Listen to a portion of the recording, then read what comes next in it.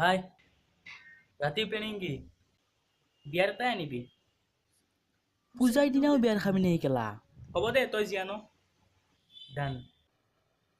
বাবু মোক ৰিমোটটো চাই দিয়াচোন কি হৈছে ৰাতিপুৱাৰ পৰা টিভি চাব পৰা নাই অলপ পিছত ঠিক কৰি নিম দিয়া থৈ দিয়া ইয়াতে থৈ গৈছো ৰাতি কিমান দামী আনিম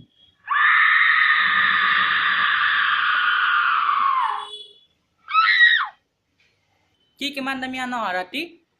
নহয় মানে খুৰা নাই মানে দেউতা আজি আমাৰ লগৰ এটা বাৰ্থডে আছে তাই কিমান দামী গিফ্ট দিয়ে সুধি আছে তাতে কৈছে